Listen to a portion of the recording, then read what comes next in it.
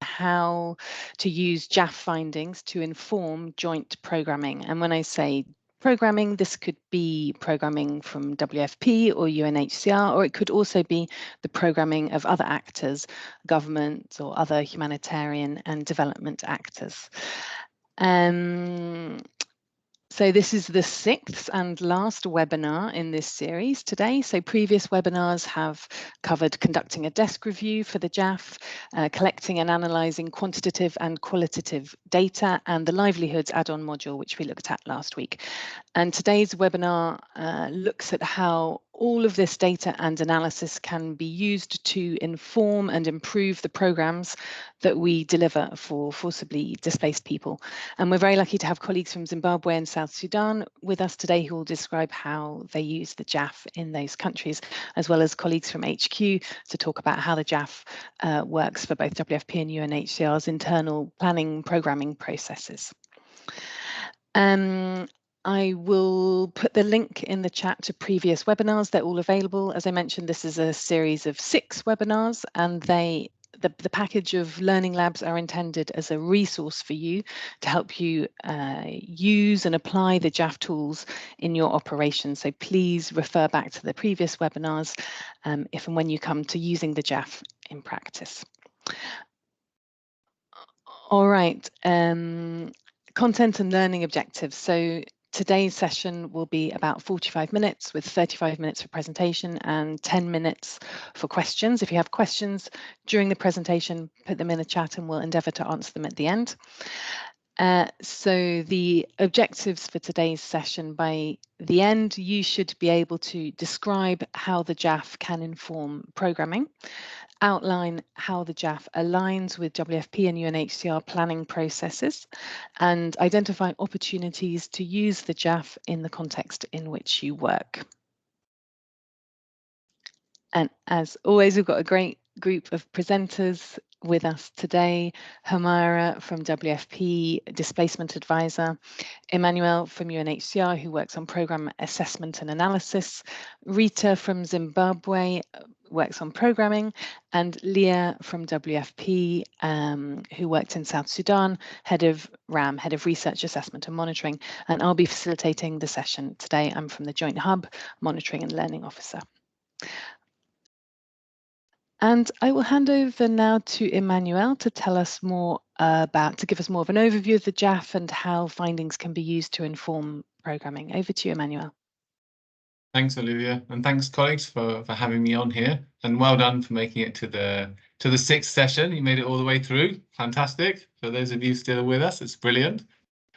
So yeah, just a couple of quick notes from me on a few considerations before we hand over to Humaira, and then listen to some examples from country offices, which I think is the most exciting. So I won't take too long. Just a few things to highlight on the JAF is the fact that this is really an important framework for both UNHCR and WFP in terms of the way in which we can enhance decision making and make our decision making more around using evidence. For UNHCR in particular, we've put this front and center of our new resource center and made it the framework that we use when it comes to looking at basic needs, self-reliance, livelihoods, to inform our programming. So when we're doing a multi-sectoral assessment, we really feel that the JAF is the key framework that we can use for that. It's helping us to build that evidence platform that we can use to do analysis that we can then make decisions on when it comes to our programming. And not just, what's great about the JAF is it's not just a survey, it's a framework that we can use a survey to inform, but we can also use other data sources to help bring evidence into our analysis from different sources, including community perspectives. So, UNHCR perspective, we've always tried to make sure we have participatory assessments, community consultations, the qualitative aspects to help to inform our programming. But aligning that with that more quantitative approach and having those two aspects together, where we can see some things on the quantitative side and then explore more on the qualitative side and get those perceptions, get those community feedback. It's just as equally valid and equally as important in terms of the data, but also in terms of the way in which we engage and we're accountable to the people that we work with, and integrating those community perspectives throughout I think is a real success of the JAF, and really important also in informing the way in which we do our planning and our analysis as well. So it's helping us to be a bit more rigorous and strategic in the way that we inform our planning, and helping us to integrate community voices and meaningful community consultations throughout. We've got lots of really good examples of that as well.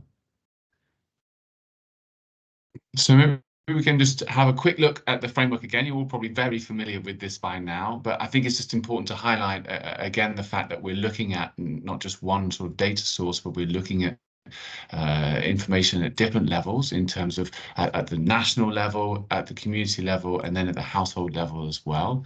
And the fact that the JAF is really helping us to understand basic needs. It's built around basic needs and looking at people's ability to meet basic needs, which of course is a variety of different things. Could be, health, education, water, food, of course, is incredibly important.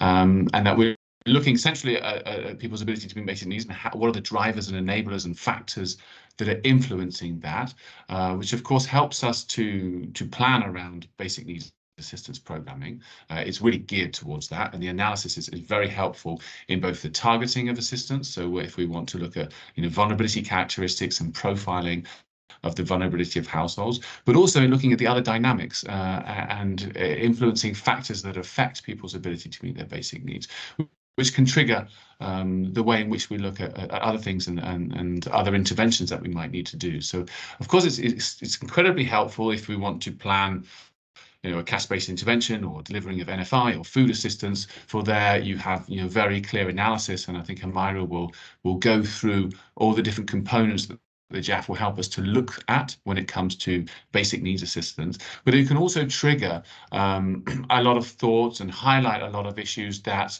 we might want to look at from a sectoral perspective. So whether that be highlighting particular risks or drivers of vulnerability that might be coming out of the analysis that could help us to see, okay, well, we need to have a specific intervention here on shelter, or there's an issue with documentation here, and we need to, perhaps address that with some protection case management, or there might be other aspects that we need to look at. So while it directly informs that decision-making around basic needs assistance and of course livelihoods assistance as well, it can also, it's a treasure trove of information that is very helpful for thinking about specific sectoral interventions. Whether we see, okay, well, female-headed households are coming out as the most vulnerable group, and there's these other characteristics of more highly vulnerable households. What does that mean in terms of the other forms of assistance and the other programming and the broader approach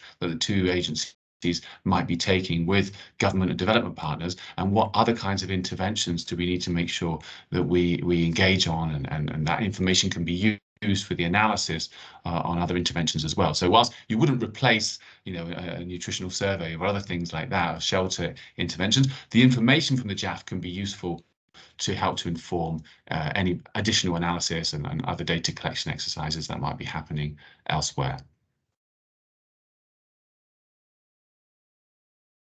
So just to speak very briefly about how this all aligns with UNHCR and WFP planning processes.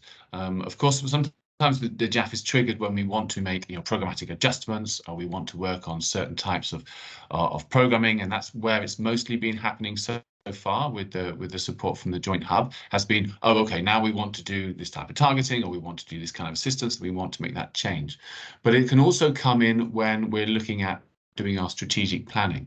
And if you look at both agencies' approaches to strategic planning, and Amira will quickly talk about WFP in a moment, you can see that actually the JAF is really beneficial and has a lot of information that can help to inform that. So this is just the key steps in UNHCR's multi-year planning strategy. And here you can see the first step of our multi-year planning is a situation analysis. After that, we come up with a vision, the strategic priorities, and the theory of change, which involves a problem cause analysis and development of change pathways. And then you have your multi-year results, your M&E plan, and then you do your resource planning. But that situation analysis is the kind of a secondary data review in a way, where you're pulling together all the information that you have from different assessments and it helps you to understand the context. And one component of that is looking at the protection solutions environment, which is built around the 4 impact areas of UNHCR, which is attaining favourable protection environments, achieving basic rights and safe environments, empowering communities, and ensuring solutions. And if we actually look at the information categories that we want to assess when it comes to the situation analysis, there's a lot of it that can be fed, well, not a lot, but there's a significant amount that can be fed from the JAF itself.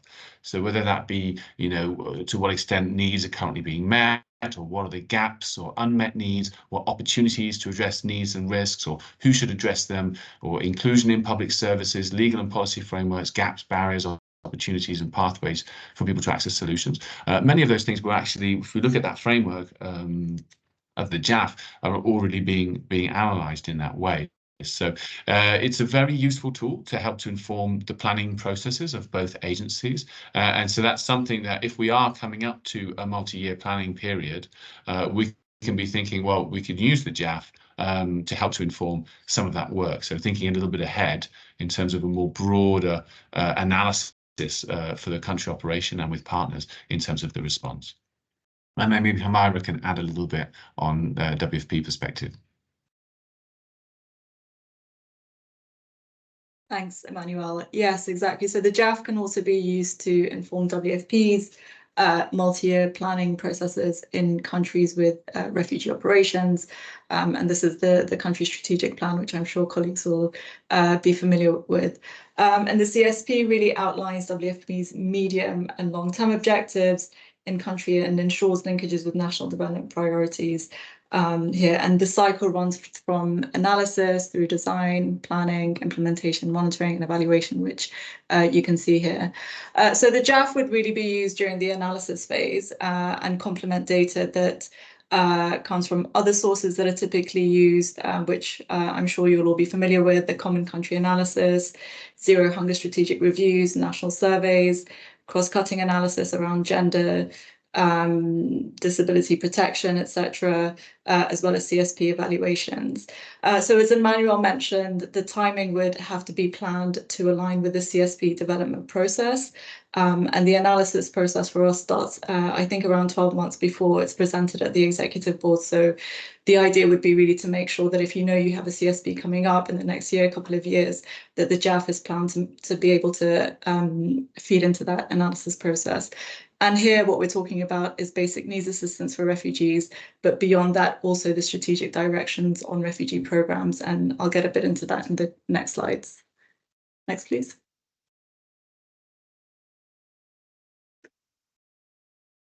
So on basic needs, what are we talking about here? Humanitarian assistance, as well as assistance provided through other channels, such as national social protection systems, that aim to support refugees to meet their basic needs. And these are on the slide here, you can see some of the different program design considerations, and Emmanuel has touched on a few of these already. So the first one I'm going to talk about is targeting and prioritization. And the JAF analysis will tell us about the vulnerability profiles of refugees. So who's vulnerable, what are the common characteristics, of the most vulnerable, least vulnerable households, etc. But beyond the quantitative analysis on food consumption, ability to meet basic needs, livelihoods, coping strategy, etc., the JAF, the added value is a broader contextual analysis, and that's what's important here. So what are those protection considerations? What is the policy environment? Are there specific restrictions that refugees face, for example, access to the labour market? Is there an encampment policy, etc.? And all of these should be used together to inform decisions. For example, is targeting appropriate, as well as how to target and prioritise assistance. Another component is around alignment, so ensuring that different assistance programs that aim to support refugees to meet their basic needs are complementary. We spoke about food assistance, multi-purpose cash, core relief items, etc. So really making sure that these are aligned and resources are used in the most efficient way to meet that basic needs gap. Duration and timing, so different considerations, for example, is it a stable refugee population? Are there new influxes? Has the JAF given us any information on, for example, are new arrivals more vulnerable? Are there considerations around seasonality? Is it a protracted situation of high vulnerability? So these are all important information that would come from the JAF that can inform this component. Another consideration is assistance packages, so how much assistance to provide aligned with the vulnerability levels and needs, but also considering the specific contextual circumstances. And I think the country examples coming up will speak to this as well. Modality choice is a further design consideration. So while the JAF won't be the only analysis required here, it can give us important insights to inform decision-making around modality. For example, can cash be used to support financial inclusion of refugees? Are there access to markets? Are there any considerations on social cohesion, etc.? And this can complement feasibility analysis, market assessments, etc. And then finally on exit and transition, and I'll talk a bit about this in the next slide, but this is really looking at moving away from humanitarian assistance, but could also be about transitioning into other types of assistance for refugees. Next slide, please. So in terms of the strategic consideration, I mean, the point here is that the JAF findings can be used not only to inform UNHCR and WFP strategies and programming, but also that of other actors, for example, the government, development partners, etc. And the point is to be consultative and ensure their involvement early on and make sure that they have that buy-in. And, you know, some of the considerations we could be looking at here include alignment with development programs and national social protection systems, and that speaks to some of the transitional programming that I mentioned. So can any of those design considerations from the outset be aligned with what other actors are providing, especially those that have longer term remits beyond humanitarian assistance?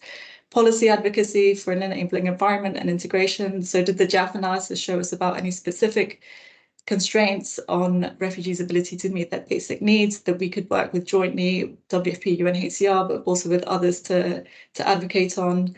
And then finally, making sure that we disseminate findings to other sectors to influence their programs and strategy design. So not keeping it confined to WFP and UNHCR, and making sure we have that for dissemination. That's it from me, and I think I'm handing over to Rita, over from my side. Thank you, Humaira. Thank you, Humaira. Thank you, Emmanuel, for that overview of how the JAF fits into UNHCR and WFP's planning processes. And yes, Rita's going to tell us more next about how the JAF was used in Zimbabwe.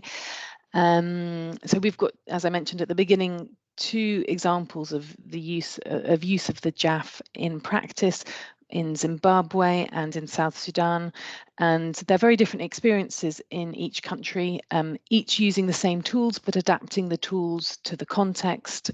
In Zimbabwe, where they've just completed data collection analysis, they use the JAF tools for the joint assessment mission, and they're in the planning phase. So Rita will speak to us about some of these strategic considerations, which they're very much taking into account in Zimbabwe. And then in South Sudan, they have completed all of the data collection and analysis last year, and they've used the findings to adjust their programming, particularly the food assistance of WFP.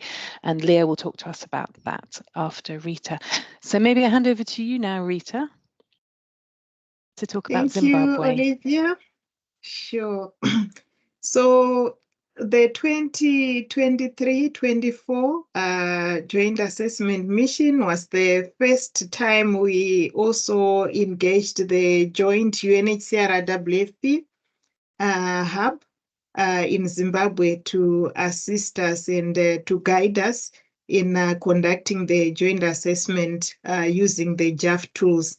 So we've just had an opportunity to go through the key steps that we've been going through in the previous webinars, and we are very much excited and looking forward to using the findings.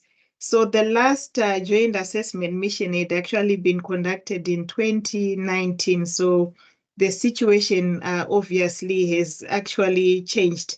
So we intend to use the JAF findings as a situational analysis tool, informing us of how the situation has evolved since the last JAM in 2019. And the findings are going to provide us with the evidence and data that will enable us to come up with a comprehensive and actionable joint action plan for the two country offices, UNHCR and WFP. We are really looking forward to the findings because the process that was involved was rigorous and quite comprehensive, giving us a deeper understanding of how the situation has evolved, the risks that we should anticipate, the current capacities and vulnerabilities of the forcibly displaced communities that we are working with. We are also going to use it then to inform and adjust our programming, so it will be the base that will help us to make the positive changes that are necessary in the design and to come up with impactful programs. Improving also even the quality of our programming and at the same time strengthening accountability to the forcibly displaced communities.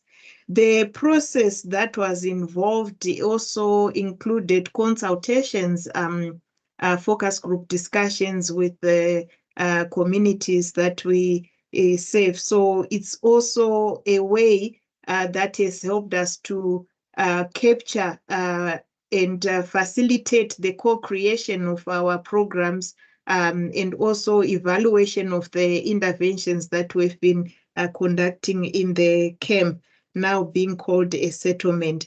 So as Emmanuel and Homera indicated that it can also be used as a strategy tool, we are now in the process of reviewing our multi-year strategy.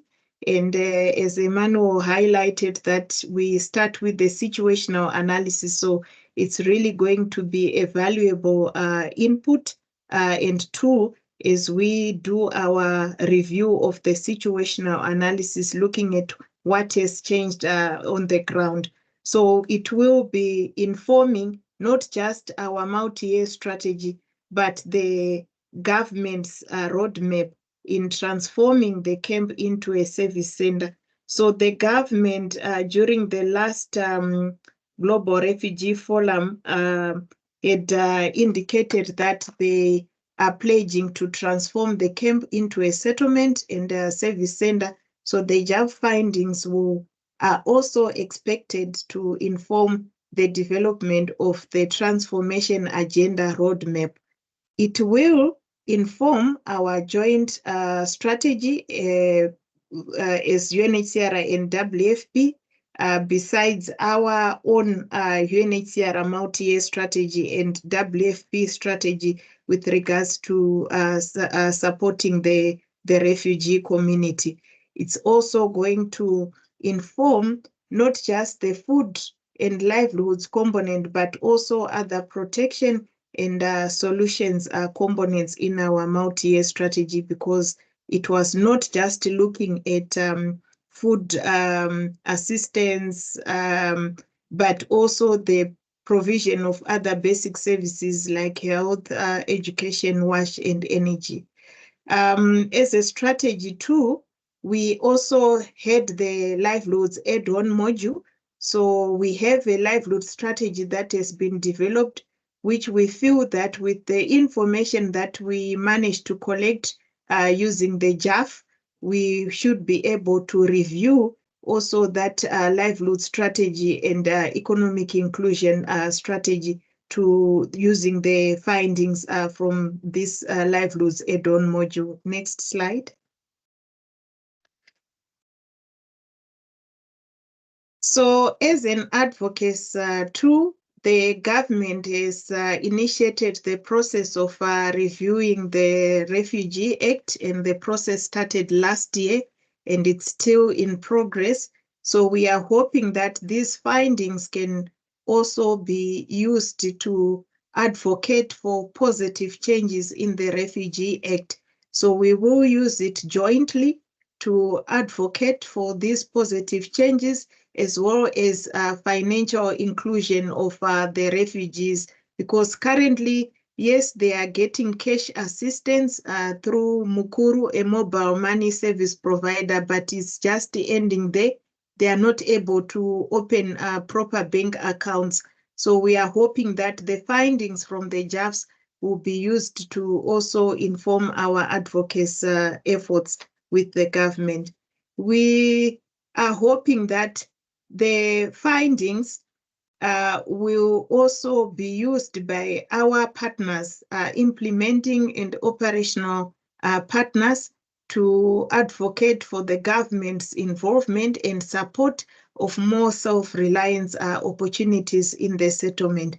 It has really strengthened data availability and even the quality of the products that are coming from this will actually come in very valuable in attracting both public and private sector investments, and also development funds to reduce the risk that have been identified in the camp, and also to build the resilience of the forcibly displaced communities. So we are hoping that this product will be shared widely, not just to be shared between WFP and UNHCR, but also to be shared with other humanitarian and development actors who might have an interest in programming with the forcibly displaced communities.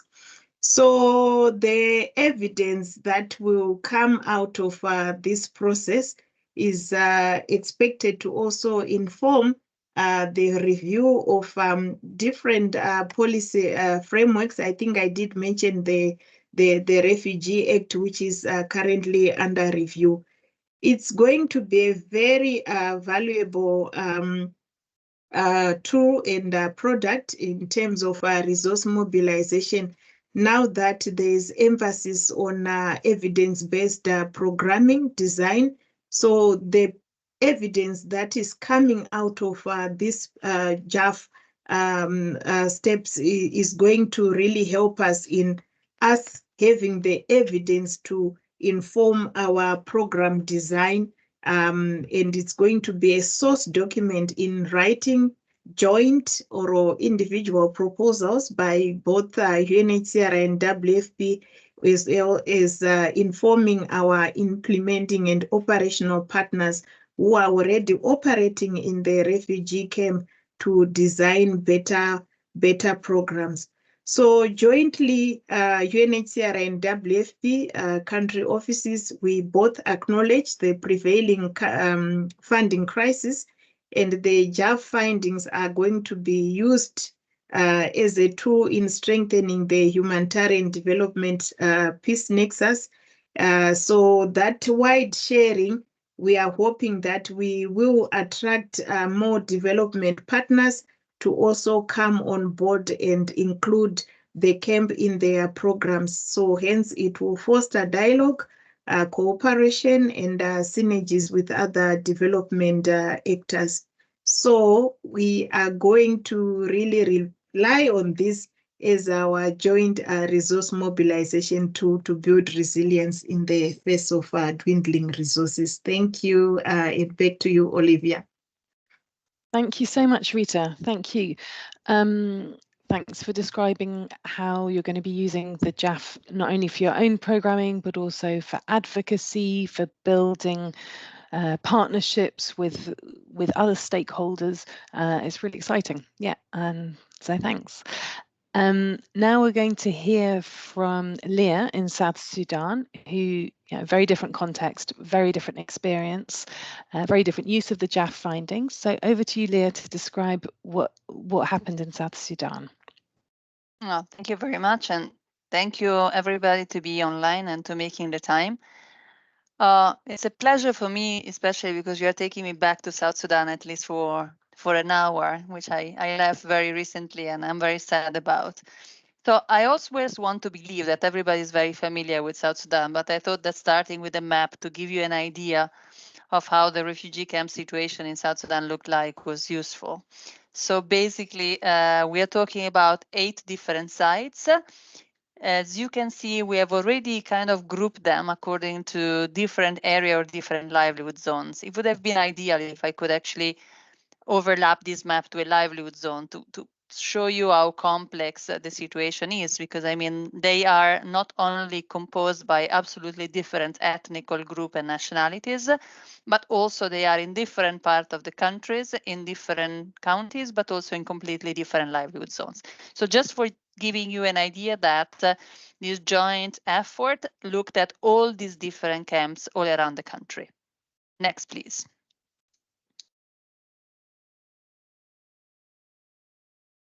So this is a little bit of a very concrete summary of what a long process brought up to.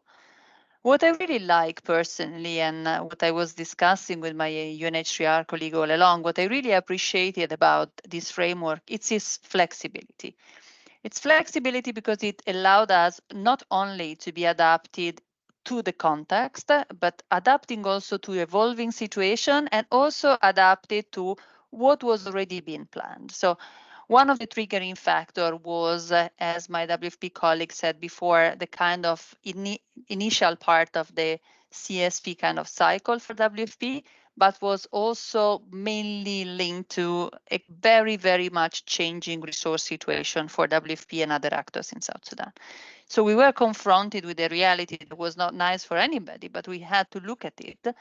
And it was important to do this jointly, and it went beyond WFP and UNHCR. It involved the government, but it also involved communities to a very high level. And we managed to work on, I would say, initially 3, and then we brought it down to 2 different levels. So initially we thought, are we looking at different areas or at different livelihood zones? The second consideration is, are we looking at different camps, even within the same livelihood zone? And the third one was, are we looking at different households within the same camp? The analysis actually at the end showed us that it was not necessary to also keep different camps level within the same areas. And so the grouping by area and the household analysis was enough. This table just shows you very quickly how different areas and different livelihood zones actually got a very different kind of results in terms of what were the programmatic priorities. Different level of needs, different level of what we would call livelihood opportunities, and therefore a different programmatic approach. Very strong kind of focus on seasonality throughout. But as you can see, the last camp on the right of your screen is the one that is definitely better off for a number of reasons. And so it was a kind of joint advice to go towards a kind of progressive winning off of this population, while the first one on your left is the one that still presents the highest level of criticality and the highest level of needs. And therefore, there was really the possibility of looking at those 4 areas in details, not only from a food security perspective, which is actually my area of focus, but also from other perspective. And this is where the partnership, such a close partnership with UNHCR, was very useful.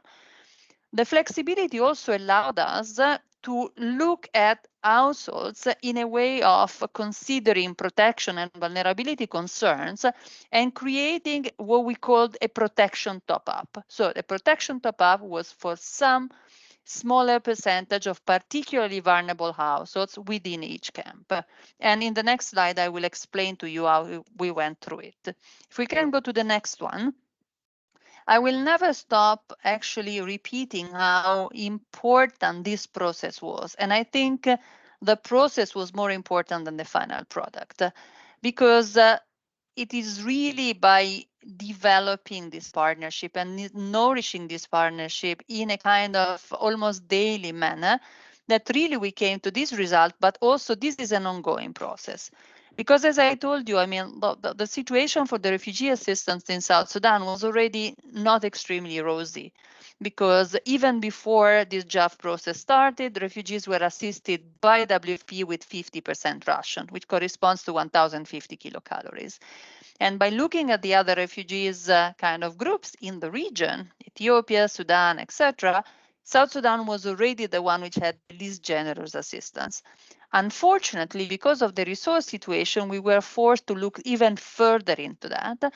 And as you can see, we came out from different seasonal assistance and different length of cycle and different modality in the different group of sites. It shows very clearly in the table just here. What the framework helped us doing was to keep a very clear focus and the light on the particularly vulnerable ones. And we decided to cover those people with a top up, which was kept at 50%, but for the entire year. So for this 15-20% in each camp, which were particularly vulnerable, they were not receiving only for this number of months where everybody was receiving blanket-wise, but they were extending for the entire duration. Also, it was important because, and the flexibility to the situation was that South Sudan was also hit by the Sudan crisis, which started in April 2023. So we had just finished, we were just about trying to write down and finalize our recommendation, and the Sudan crisis hit. It means a new displacement with a very, very high general level of vulnerability. And it was decided to keep the recommendations valid, but to actually leave a window of opportunity that would consider the new arrivals as extremely vulnerable and therefore to be somehow assimilated to the ones receiving a top-up and therefore being put at 50% ration, but for 12 months duration.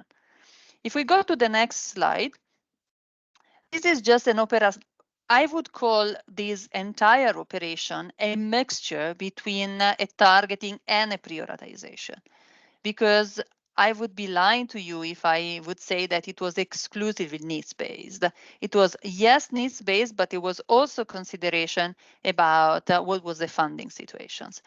For example, this is a very practical example on how we worked on criteria to be able, through progress data set, to identify what could be the possible criteria to be able to define and identify the particularly vulnerable to be receiving a top-up. The first criteria, or the first set of criteria we came up for, was at least one of a number of criteria. And we saw that the prevalence was at 40%. And though initially it looked like it was feasible, WFP realized at some point that our resources were not enough to cover all this additional population for 12 months.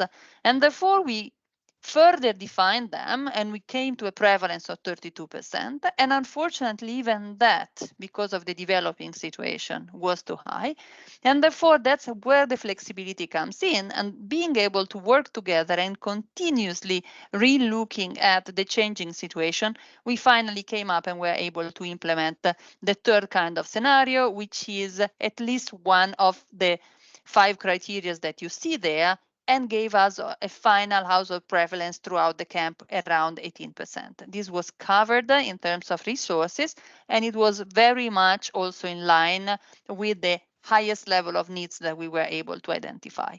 So once again, very good kind of possibility of working on a number of data sets. For example, this particular exercise was piggybacked on the ongoing post-distribution monitoring done by WFP, which was expanded to be able to incorporate quite an additional number of indicators. So no duplication of resources and no duplication of efforts, use of progress, but also a lot of quantitative kind of analysis done through community consultations. So as I said, for me, the very important takeaway is how we went step by step, how we were able to readjust changing conditions, but also how such a very, very flexible framework help us strengthening our partnership and our working relationship, which proved to be extremely helpful when the new shock of the Sudan crisis came along.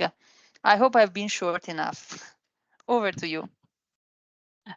Thank you so much, Leah. Yeah, short enough, but also detailed enough to give us a real idea of how the JAF was used in South Sudan. And yeah, really interesting. You know, of course, WFP and UNHCR have been doing assessments like this for years, but the JAF enables both agencies to work with an agreed upon framework. And as you mentioned, the collaborative process was so important, you know, together collecting and analyzing data and making these decisions, building relationships throughout the process. I think you described this really well with very tangible programmatic examples of the eligibility criteria and how you used it for targeting of food assistance. So thank you very much, Leah.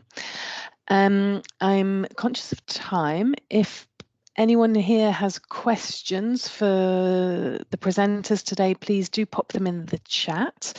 I'll just finish up with the presentation. Yeah, so here, this is an overview of the JAF website and tools. I already put the link in the chat so you can access all of the tools that we're, and the analytical framework and the analysis plan that we've been talking about today, that they can be accessed. This is an overview of all of the webinars, all the topics of the webinars that we've had, today being the last in a series of 6, and I put a link in the chat as well so you can access previous webinars. And now, just as we wrap up, before we get to questions, I'd like to hear a bit from you, from everyone here today. We've given you a lot of information about the JAF, we've given you the tools, examples from country operations, and we'd like to get a sense of how you intend to use these tools so that we can understand what we can do as agencies and as the joint hub to promote the use of the JAF and support its rollout in country operations. So I've got a couple of questions for you. This is a poll question, so let me just launch it.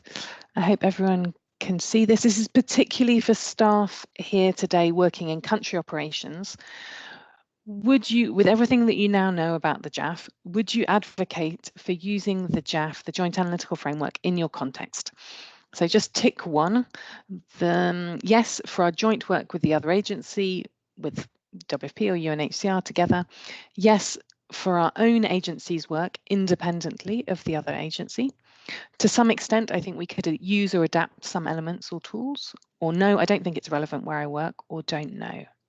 So please fill in your answers to this first poll. I'll give you a second because, okay, interesting. So coming out with already nearly 60% saying yes for our joint work with the other agency. You know, that's really how tools have been designed, but of course in contexts where one or the other agency is working separately, independently, the JAF tools can also be used because they meet the requirements and the information needs of both WFP and UNHCR, so they can be used independently. But I'm seeing nearly 67% think that yes, they would advocate within their country operations for using the JAF in their context, which is great. And over 20% that they could use or adapt some of the tools, and 7% saying no, I don't think it's relevant.